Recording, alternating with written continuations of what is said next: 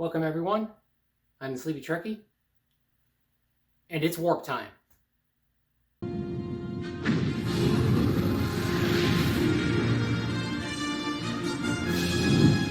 Okay, on this episode of It's Warp Time, we're going over the 8th episode of Lower Decks, Veritas. Okay, so on this episode, we have a cold opening where we see our lower deckers in what appears to be a prison, or as Rutherford says, a dungeon. We find out that they were brought as witnesses to testify about the senior officers. So this episode is unique compared to the rest of the season, where the subplots and the main plot are all kind of just one. So we get basically 4 stories, sort of tell. Oh, Balmer's is a little different. As we go through the episode, our 4 lower deckers each individually have to testify into the Horn of Truth. We start with Mariner. Let's start at 57818.4. That means something. We'll get to that in a minute. She is asked to go over the events of that date, where they made contact with the click-a-chip twerk. Well, I won't get into details, because there are a lot of details. Balmer makes a fool of himself to the senior crew. Mariner fires phasers instead of inviting them over for dinner, as the previews had said. But the main point here is that Freeman gets a map of the neutral zone. Odd. Why would they need that? So we move forward to Rutherford's testimony, and he's asked to talk about the stardate 57791.1, which, if you noticed, is technically this happens before Mariner's events. We find out what Rutherford's full first name is. Samantha? I'm not going to try. Me names don't get along. At the beginning of his testimony, he says that he's asked to update his implant for the inclusion of Romulan flight manuals. Interesting. He suggests that we don't do this, as he alludes that it's not a great process updating, and he likes to do it when he's asleep. But Jax says, go ahead and do it. So he does. Essentially causes him to lose time multiple points. So he has no recollection of what actually happened. And the implant essentially goes into an autopilot function, where this is very interesting. More on that later. Basically, this story is, it's a mission to steal a bird of prey, a Romulan bird of prey, from a Vulcan museum. Why are they having to steal anything from a Vulcan museum? Just ask for it. Then we move on to Tindy. We don't know when this event of her story takes place. It's classified. And as above, you can check this video out, where there was a preview of an upcoming events for Tindy, where it had all these black bars across the eyes, and we couldn't figure out what it is. Well, it's basically a gag within the show about the missions classified.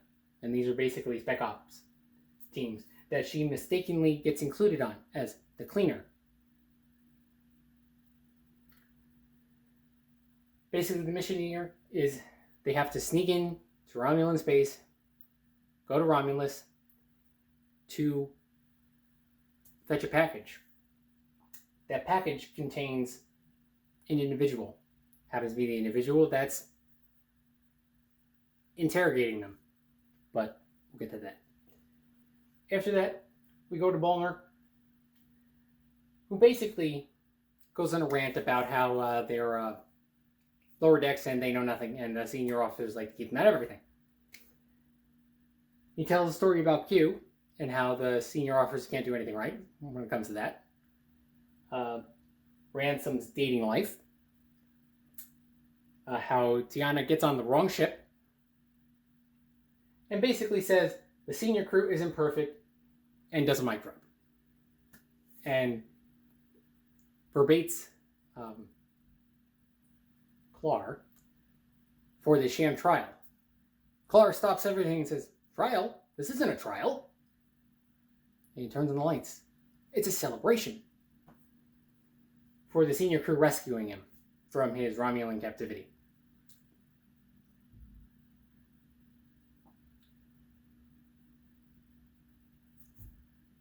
And basically that's where it kind of ends.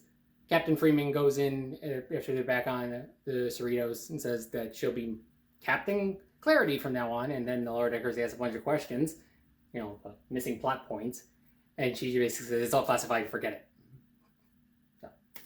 So that was funny. There were a bunch of Easter eggs. A reference to Earth that you only got is soul food and vineyards.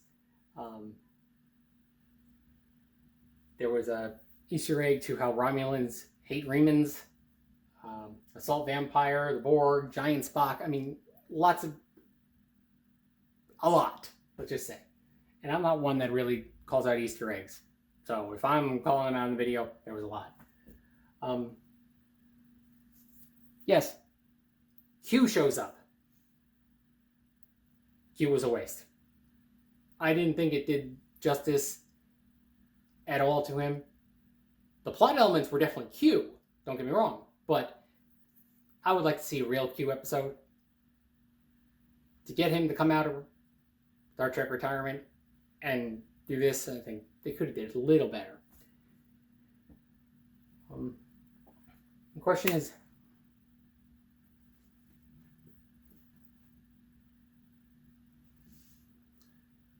have the front consoles always been able to fire weapons? I don't recall.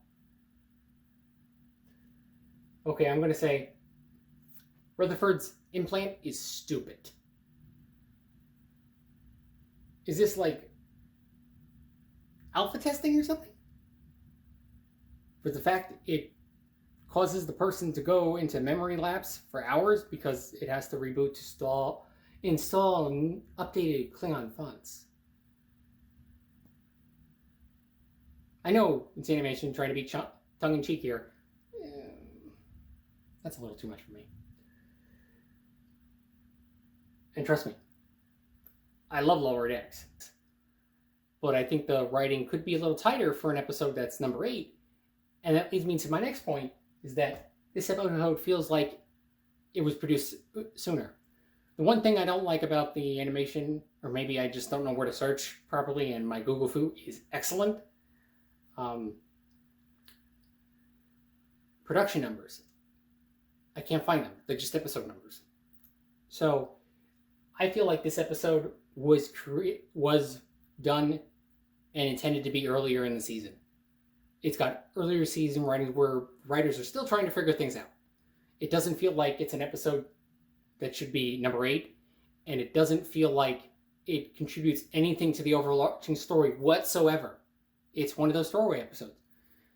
Back when we had 26 episodes of Star Trek in a season, no one likes all of them. You're going to have throwaway filler episodes that might target a specific character, go into deeper and stuff like that, and there's just episodes we hate. Threshold.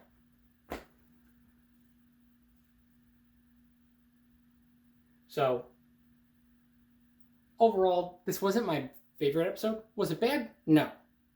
Was it great? No. This is my least favorite of this season so far.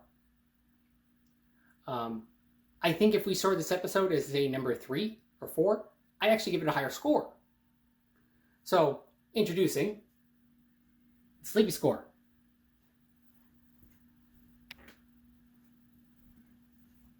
Three, two, one, go. Introducing the Sleepy Score.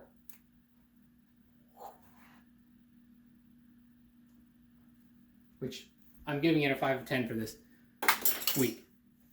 And this is the lowest score I've given for any episode so far.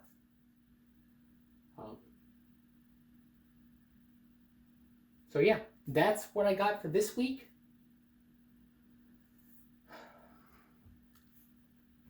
I feel like it's puzzle time. It's puzzle time. Watch the episode. And we'll see where the show goes from here. Please leave your comments, questions, concerns. Please subscribe. Since I split the channel, struggling to get subscribers.